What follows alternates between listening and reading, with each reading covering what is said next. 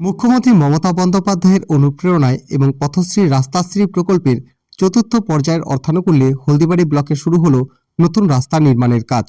বুধবার বক্সিগঞ্জ অঞ্চলে যোগীন্দ্র মোড় থেকে আবু হোসেনের বাড়ি পর্যন্ত প্রায় 700 মিটার দৈর্ঘ্যের এই রাস্তার শুভ শিলান্যাস করেন মেখলিগঞ্জের বিধায়ক পরেশচন্দ্র অধিকারী।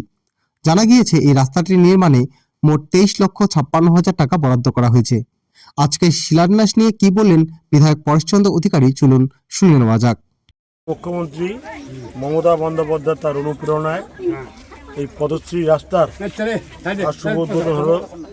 যে রাস্তার যোগীন্দ্র মোড় হইতে আবু হোসেনের বাড়ি পর্যন্ত সিসি রোড আজ যার শুভ শিলান্যাস হলো। সেখানে 23,56,000 টাকা মঞ্জুর করা হয়েছে। আমরা আশা করি রাস্তাটা সুন্দর হবে এই এলাকার মানুষের তাদের সহযোগিতায়। আমরা সকলকে অনুরোধ করলাম সহযোগিতার হাত বাড়ানোর জন্য। আশা করি তারা সহযোগিতা করবেন এবং রাস্তা সুন্দর রাস্তা তৈরি হবে। দীর্ঘদিনের মানুষের যে দাবি, সেই দাবি উদ্বোধনের মধ্যে দিয়ে আজ পূরণ হবে বলে আমি আশা করি।